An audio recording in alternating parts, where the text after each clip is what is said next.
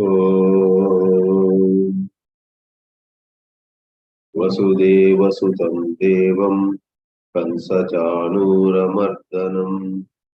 देवकी परमानन्दं कृष्णं वन्दे जगद्गुरुम्।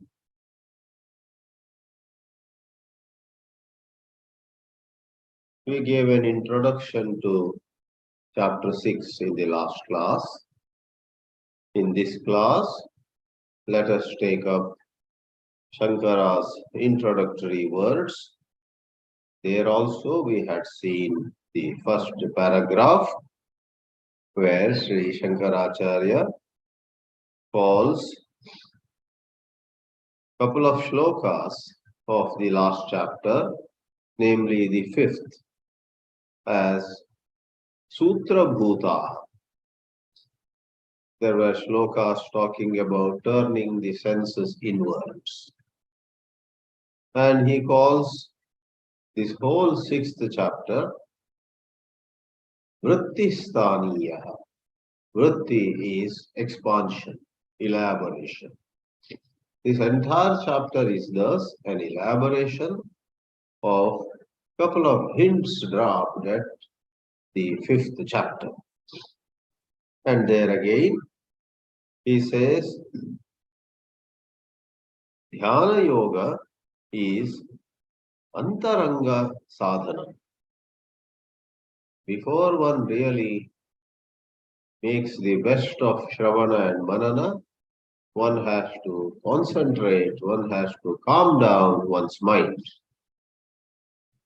The direct sadhana is the Vakyartha Jnana that arises out of right understanding of the Upanishad Vakyas. Towards that liberating insight, towards that right understanding, Samyak Darshana, Dhyana Yoga is Antaranga Sadhana, an inner limb.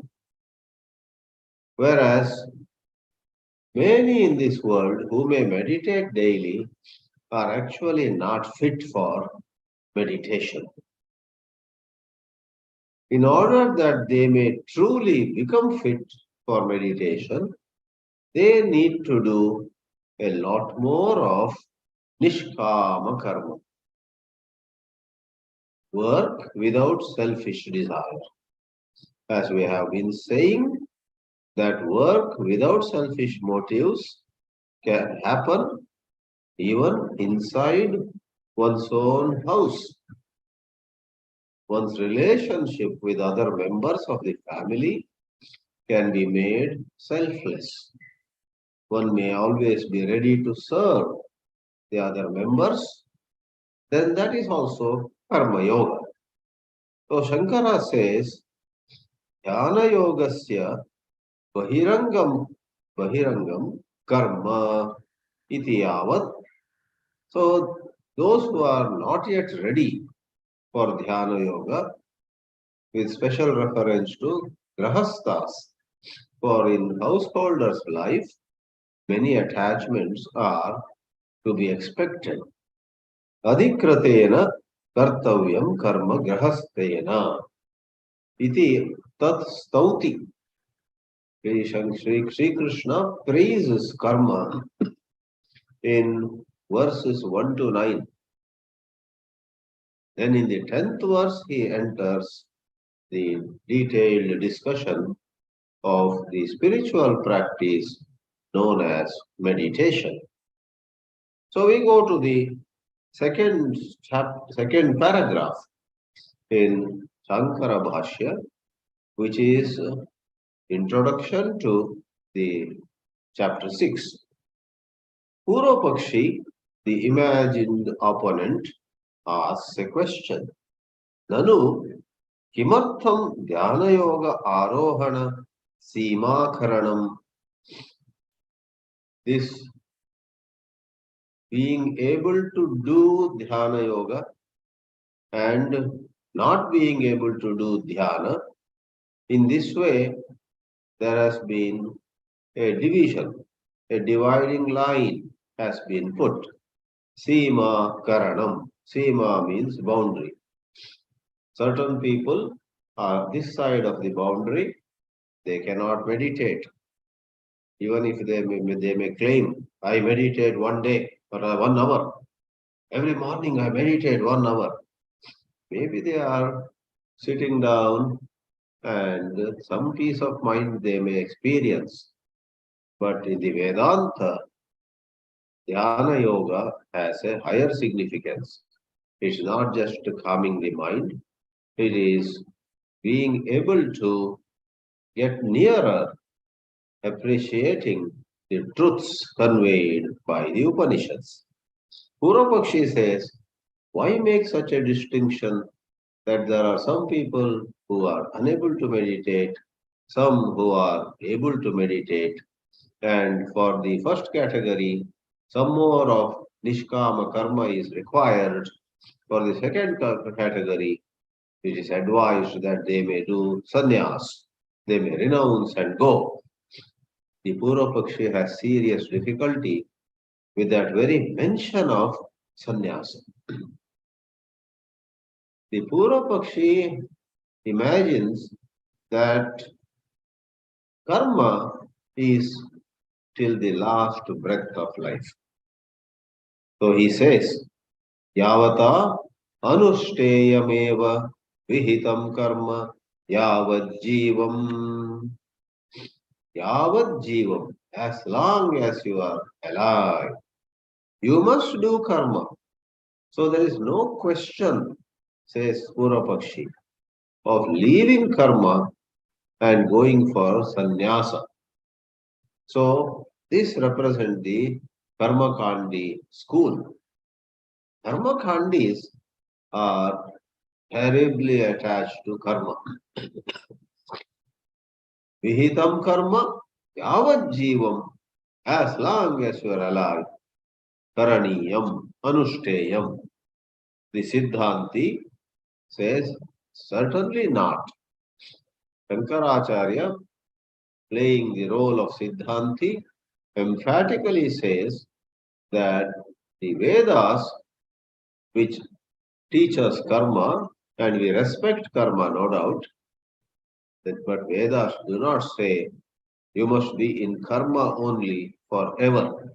Na arurukshor muner yogam karma karanam uchyate. In the third verse that will come up in this chapter, it is said, someone who is yet to mount the steed of yoga, arurukshu is one wanting to climb, one wanting to mount. There is the reference to a horse, though the word ashwa is not mentioned, but yoga is compared with a horse. Someone who has mounted the horse can go for sannyasa. Someone who is trying to mount the horse but is failing is advised to perform karma. Arurukshoho, those who are trying to mount the horse but are not able. Karma karanam, karma sadhanam uchyate. Iti visheshanat. This way, Bhashyakara says, I did not make a distinction. Sri Krishna himself has made a distinction. Arudasya, those who have mounted the steed of yoga, Shamena eva, Shama, and Shankara takes Shama. The word Shama is in the Geetā Shloka.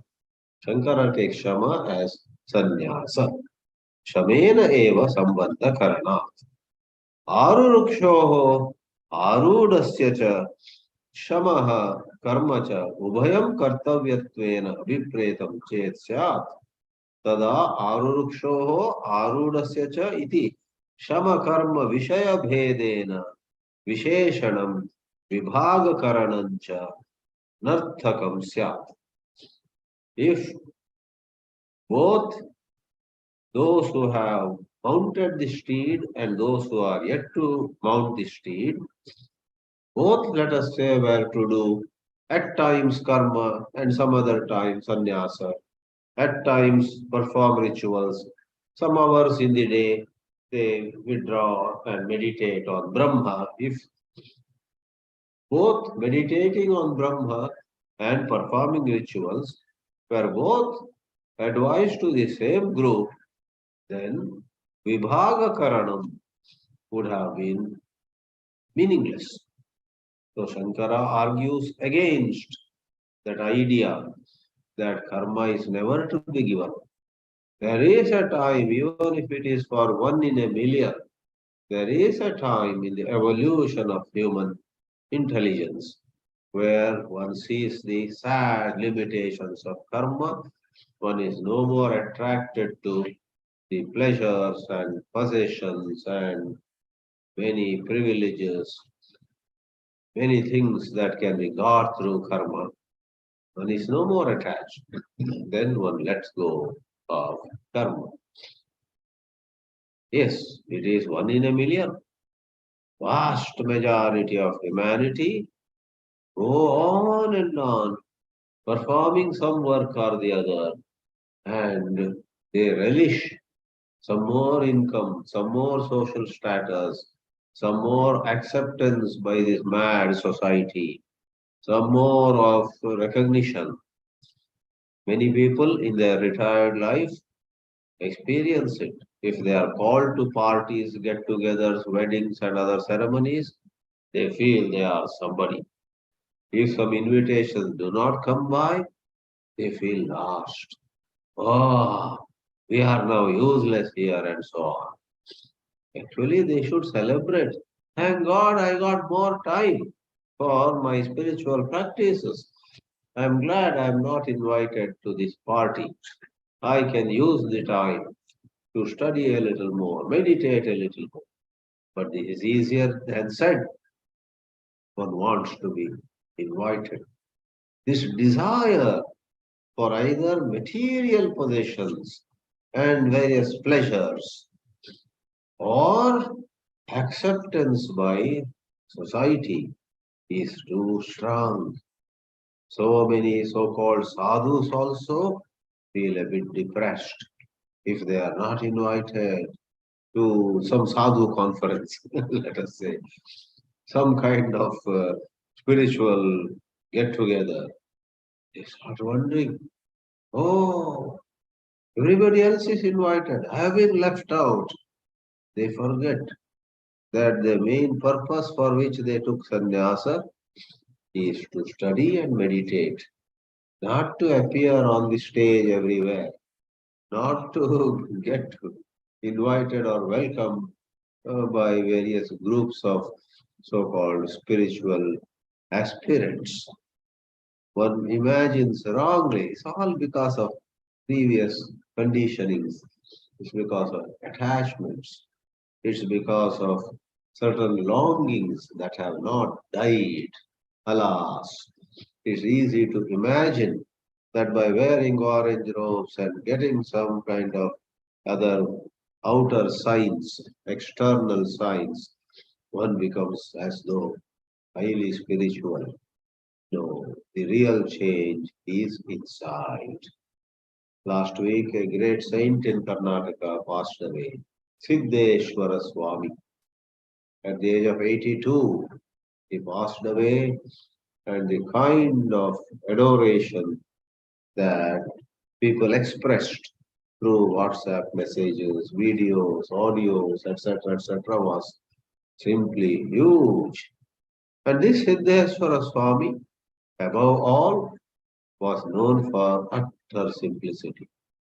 He did not wear orange robes even for a single day, though he had hundreds of orange robed Swamis of the Veerashaiva sect following him, being his disciples, and so on. He did not want name, fame, and so on. Even before dying, he wrote a note. Generally, in their tradition, the sadhu's dead body is buried. He said, please do not bury my dead body, for if you bury the body, then somebody will make a little mantapa. a little gazebo or little structure, then it will become a place of worship. Then they will do many things. I do not want any such attention after this body falls. Therefore, though it was not the norm, he said, cremate this body. So his body was cremated the next day after his death. So, what thousands of orange-robed Swamis do not achieve, this white-robed Siddheshwara Swami had accomplished. Utter indifference to name, fame, popularity, wealth, etc. He spoke and spoke. He was an excellent speaker on spiritual topics. He wrote on Upanishads, he wrote on Gita, he wrote on so many works of Sanatana Dharma also, though otherwise he was a representative of Lingayata or Veerashaiva Dharma. Siddheshwara Swami was an extraordinary saint who, of course, now is no more physically with us. So, Bhagavad Gita, upon being studied very carefully, is like a mirror that we may use to understand where we stand in terms of true Vairagya. Continuing, we have Purvapakshi asking yet another question in the third paragraph of this Avataranika introductory portion of Shankara's commentary to chapter 6. Purvapakshi says, Tatra ashraminam kaschit yogam arunukshur bhavati arudascha kaschit. Among grahasthas also, ashraminam refers to brahmacharis and grahasthas and even vanaprasthis. The Purvapakshi is very allergic to sannyasa. He somehow doesn't welcome sannyasis. Why did they stop karma? Because of excessive attachment to karma. That is rituals, Vedic rituals, Agnihotradi. We respect karma, but attachment to karma is not acceptable in the Vedas. Just as we respect yoga, asana, pranayama, and so on. But if somebody is unduly attached to yoga and measures everybody whether they do yoga or not, there are a lot of such people. They only ask, does this sadhu do yoga every day? And if some sadhu doesn't do, they say, look, he will get into trouble. Very soon he will have diabetes and blood pressure and joint pain and this, that, etc. And they also go to extra distance. Look at me. I never get cold. I never have back pain. I sleep only 4 hours, etc. With due respect to their good health, their daily practice of yoga, that tone, that attitude, that overemphasis on yoga smacks of lack of vairagya. The very tone shows that they have more or less shut their eyes to dana. Therefore, no wonder Swami Chinmayananji, you may even say, banned yoga in his ashram. It would not be an exaggeration to say that he banned yoga. I sometimes wonder why he did that. Quite possibly during his years in the Himalayas, when he studied under Shivananda, later under Swami Tapovanam, he met certain sadhus who were giving undue importance to yoga, and probably Swami Chinmayananji noticed that they were becoming more and more body conscious. I don't have joint pain. Look at me. I'm so agile. I don't catch cold at all. I get up at 3:30 a.m. They go on. They talk about themselves so much in terms of the body. So he, I think, developed a certain anger.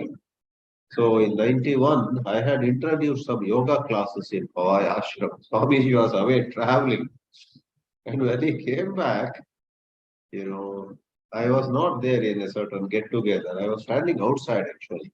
But I could hear him saying, he was talking to devotees and he said to the ashram manager very loudly, therefore I could hear though I was outside the hall, I don't want any yoga in this ashram. Immediately we told Mr. Tang in Gujarat, among Gujaratis there is one surname called Tang or Tang. So we had a very nice yoga teacher. I had organized it. Somebody recommended, I said, please come and teach our brahmacharis yoga, Mr. Tang. So we immediately phoned Mr. Tang, please don't come anymore. The classes are stopped. So we shouted at yoga. I don't want any yoga. And somebody said, don't they need some exercise? Well, every day, 2 or 3 times, they climb up to Jagadishwara temple and climb down. That is more than necessary exercise. I don't want any yoga in my ashram. So it doesn't really mean yoga is bad or anything, but I think it was a reaction to his noticing that number one, people were tending to neglect study of Vedanta, and secondly, they were becoming probably body conscious. Whereas in the yoga, in the Vedanta, we are asked to repeatedly remember we are not this body. The body will perish. I am the imperishable Atma, and so on. His own Diksha Guru, Shivananda, was into yoga. In fact, even Swami Tapovanam did yoga. But Swami Chinmayananji said, no yoga in my ashram. It's both some lesson as well as humorous. So why I mentioned it is, with all due respect to karma, Vedanta finally says there is a time when you have to put an end, goodbye to karma, including the so-called social service. People get very attached to social service. With due respect to social service, life is meant for a higher purpose than merely being engaged in social service. So some of these are bitter truths. The highest service is you remain desireless. If you can sit quietly for a little while, that's better service to others rather than you are always restless. I wanted to help her, I wanted to help him, I wanted. Hold on. Can you sit quietly one day in a week? Your urges, your impulses, you want to be of help. First, help yourself by learning to be quiet, learning to contemplate on your nishkarma, naishkarmya nature.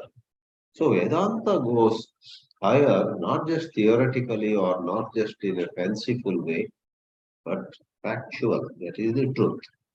Maharshi Ramana was very emphatic. He said, help yourself, you will help the whole world. Many times people who say they are helping some orphans or some, so-called downtrodden people, etc., with due respect to their good service, they are not yet mature enough to study and contemplate. They are so attached to getting up and doing. Of course, that is far better than being lazy or being selfish.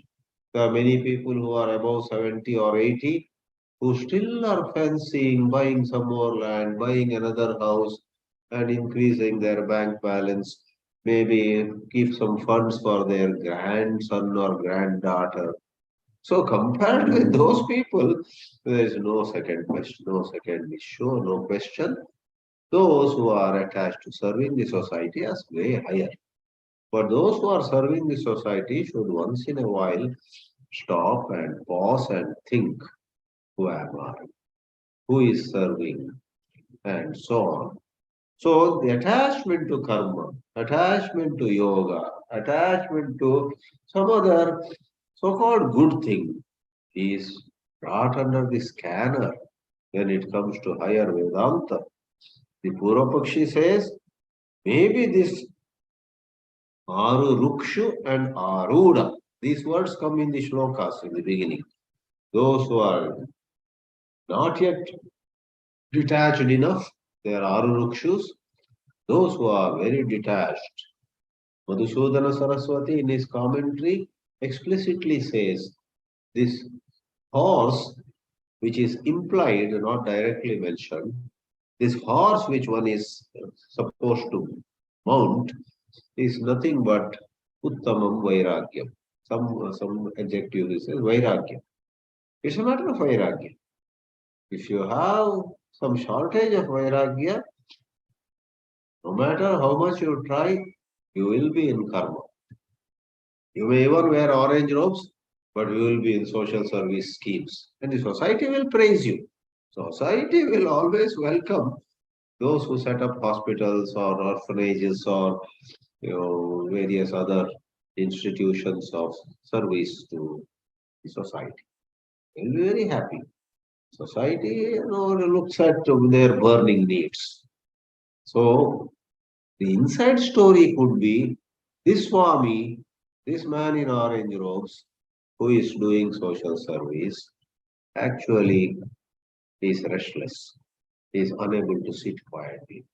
That's an unpleasant and bitter truth. His guru may understand. His guru may call this sadhu once in a while. What are you doing? We taught you Vedanta and we don't find you studying Vedanta. From morning to evening, you are trying to serve the poor people, the downtrodden people, the orphans, the widows or the sick people and so on. What happened to the Vedanta we taught you? The gurus may ask. But this sadhu said, oh, sorry, Guruji, I will get back to it. But he again opens one more, maybe hospital, and then he's very interested in fundraising, etc. So, attachment. The Guru Pakshi says, Vibhagakaranam upapadyate. That is, this Vibhaga, this division, Shankara says, is between karma and sannyasa. The Grahasti argues, the Purvapakshi is a entrenched Grahasti. He is neck deep in Grahastha Dharma. He says, these two classes, both of them could be within the karmis. Now, Krishna may not mean leaving karma. Among those who do karma, some may have gained greater ability for meditation, and many may not have ability for meditation. So, ability for meditation, ability to do meditation, inability to do meditation, that I accept. But you don't have to drag it to sannyasa among karmis themselves. So a father may say, both my sons are married, both are happy, and one of them meditates a lot, and another is highly active, always doing things. But both are married, and both of them are going to get a third child very soon. So Grahastha is comfort conscious. Sadhus also, if they get very close to Grahasthas, become comfort conscious because the Grahasthas, in a manner of saying, I don't want to overly generalize, but Grahasthas, because they are always running a house and providing facilities for their own family, if they get a sadhu, they will tend to make the sadhu's life also very comfortable. And if the sadhu is not careful, the sadhu unknowingly becomes another Grahastha. So, without elaborating more on that front, the Grahastha here argues that Arurukshu and Aruda, in Madhusudana's language, those who have shortage of, deficiency, that's the word, right, in health literature, vitamin deficiency or iron deficiency. So here there is a Vairagya deficiency. Those who have Vairagya deficiency and those who are rich in Vairagya could both be found among karmis. That means stopping Sandhyavandana, stopping Agnihotra, stopping some other, daily rituals or occasional rituals. That is not meant here. They are all doing it, but among them there are some who have vairagya. Shankara gets quite furious. He says, no, it is not among karmis that one is Aruruksha and another is Aruda. Rather, it is somebody who was a karmi till recently, and he himself has said goodbye to that karma, and now he is sannyasi. How do you say he himself? Shankara says, look at the shloka carefully. There is the Sanskrit word tasya eva. So we are going to see that shloka. Arurukshor pune karma karana muchyate yoga rudasya tasyaiva. Tasyaiva means to that person himself or herself. To that person herself. Tasyaiva yoga rudasya tasya eva iti vachanat. Look at the Bhāshya. Punaha yoga grahanacha yoga rudasya. So yoga rudasya tasya eva. One who was a karmi and now who he himself, not another person, not another son. This son is into a lot of activities. He is attached, I agree. But that son has a job, has wife and children. He is into earning and spending. But see how virakta he is. He takes off some time. On weekends, he goes to an ashram and meditates. The father may proudly say. But Shankara says, no. This shloka, someone has completely given up karma, implied. Adi Shankara was known to be a champion of sannyasa. He himself took sannyasa, they say, at the age of 8. And later he inspired a lot of people to become sannyasis. That way there is some common ground between the Buddha and Sri Shankaracharya. Both of them made many people sannyasis. They are appreciated as well as much criticized by sections of society for turning Tom, Dick and Harry into sannyasi. Some kind of excitement they created in the air, and a lot of people, for right or wrong reasons, became sannyasis. In recent times, Ramakrishna Mission, Chinmaya Mission also attract young people. They teach something for 2 years. The 2 years go like a dream. The 2 years go so fast. And then they give some yellow clothes, then some orange clothes. And God knows how many of them have real vairagya, with due apologies to the institution and all the gurus there. God knows whether even 10% of those in yellow, orange, etc. are yoga rudas. I personally doubt it, but I don't want to be too judgmental. I may be wrong. But this Adi Shankara, in principle, Adi Shankara, in his lofty vision, had praised sannyasa, no doubt. Just as M.K. Gandhi praised ahimsa. And 99% of people who went with him were not able to practice ahimsa. And the nation is paying a price for that. So much of confusion in the name of ahimsa. In the name of ahimsa, maybe 99% became passive, became cowardly, became superficially, ahimsa-vadis. And we doubt very much whether in their heart the seeds of violence were removed. That is very much doubted. So, great leaders influence the society, and the society, like people who followed the Pied Piper of some town, right? The Pied Piper who played a pipe and Initially, the rats, mice, etc. went behind him. But later on in that poignant story, he made children go behind him. Like this, leaders do. Anyway, we are not here to judge Adi Shankara for the impact he made on the society. Let's come back to pure philosophy. The pure philosophy is flawless. It's true that if someone, not by doing a 2-year course or not by staying in some ashram for 10 years, not by shaving one's head or some such things, but someone through lot of examination of life, through certain sadhana, certain upasana, certain disciplined life, which is not easy. See, it's easier to appreciate it, but to actually live a disciplined life is next to impossible. So there are, however, 1 in a million who actually go through an inner refinement. God bless them. They are the blessed ones. God has already blessed them. Yes, they really quit karma.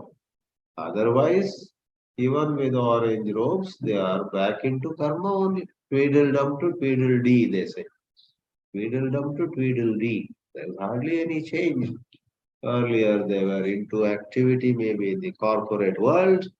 Now they are after things, work and work's results in the so-called spiritual world.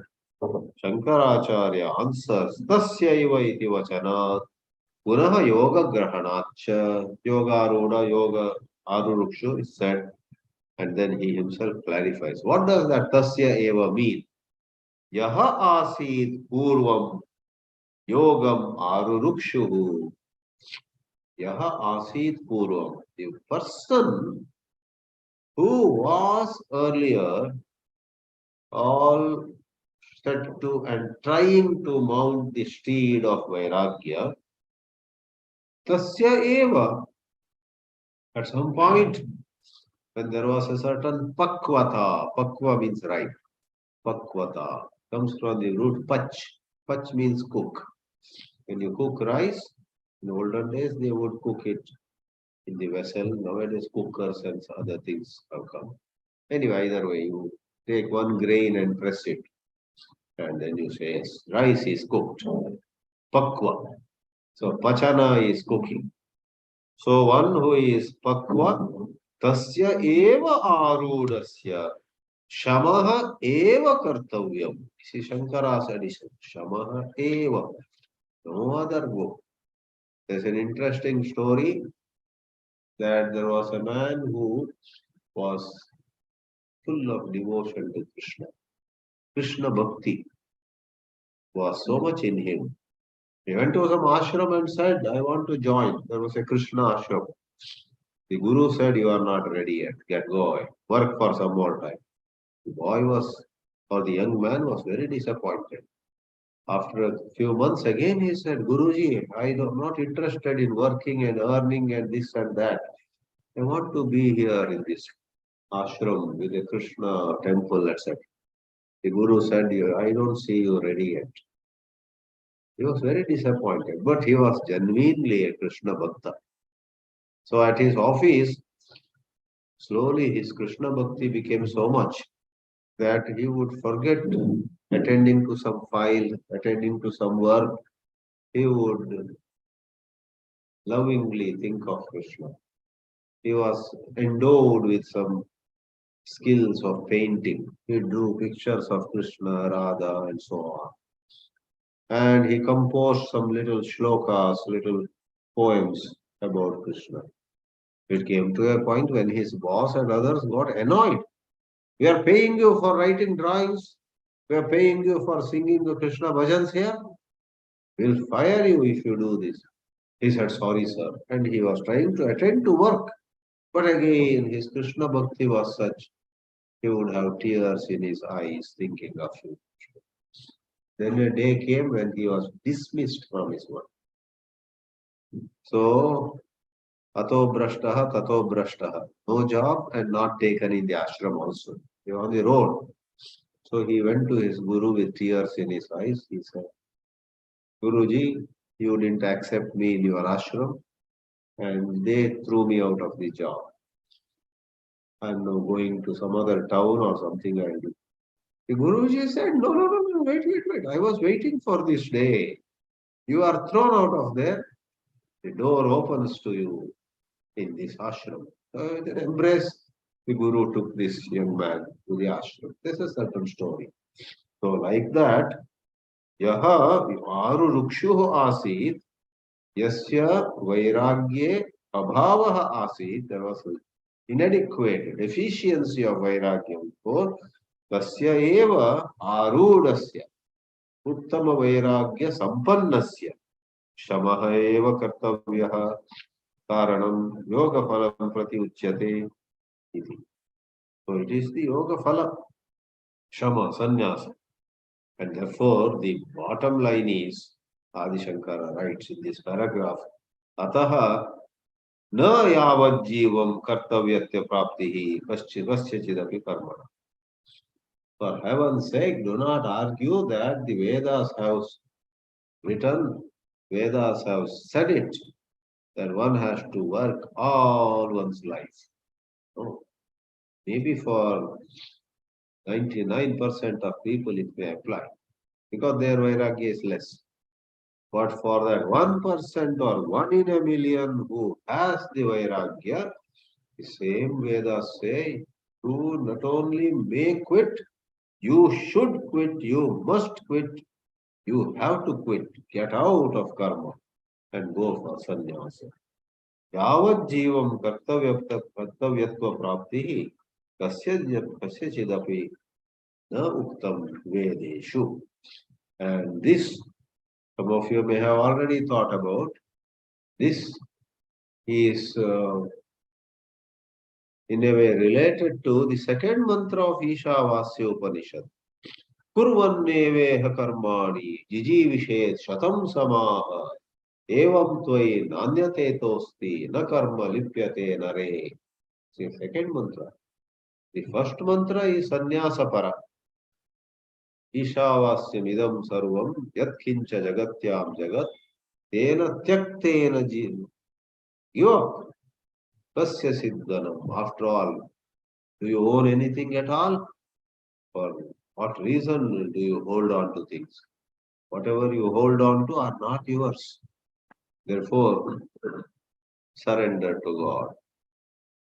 Tena tyaktena bhunjita agridaha kasya sviddhanam.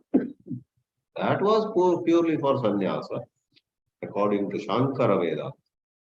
In second mantra, as though changing the gear, as though going in the reverse direction, the Upanishad says, Kurvanneva, while doing, and doing, keep doing, and live like that for 100 years. And Adi Shankara also says 100 years means full life. But then Adi Shankara, if you see his commentary on Ishavasya Upanishad, hastens to add that this mantra is for people who have not got enough of vairagya. It is the second notch people. For the first high category, first mantra was given. For those in the 6th chapter of Gita's language, Arurukshus. The second mantra of Ishavasya is for Arurukshus. The first mantra of Gita, first mantra of Ishavasya, is for Aruda. Those who have deficiency of vairagya, of course, should go on performing. They should actually not quit social service, etc. They should not quit. Karma doesn't have to mean social service. It could be like Sri Ramakrishna's puja. He was a Jnani, but he was doing devotional works. Long hours in puja, long hours in japa, in stuti, stotra, pujanam japaha, chintanam krama, or even agnihotra, the karma. Arya Samaj does not prescribe Murti Puja. But Arya Samaj of Dayananda Saraswati some 200 or 300 years ago highlighted Vaidika Karma. The puja, etc., which became popular, are more Pauranika, Vaidika karma. And there are so many homas, havanas, etc. You may learn them and perform them. And if you perform them without seeking anything for yourself, that becomes Nishkama karma.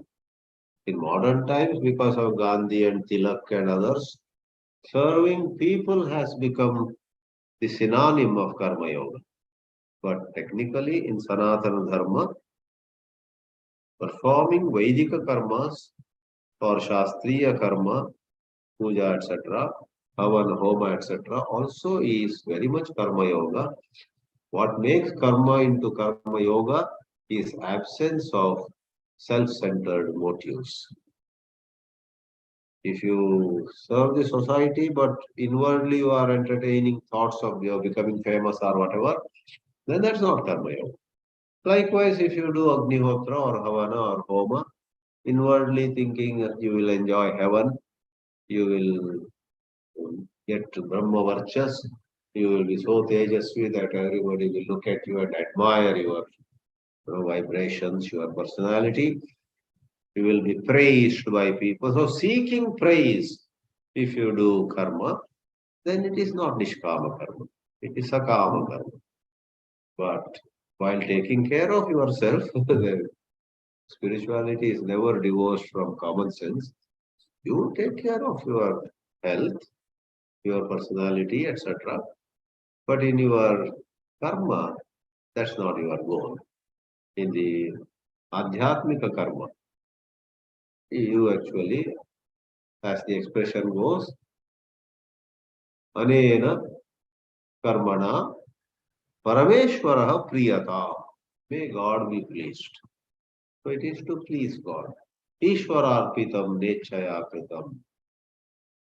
In the Upadesha Sara, you have the expression. Ishwararpitam na swechaya na swarthena.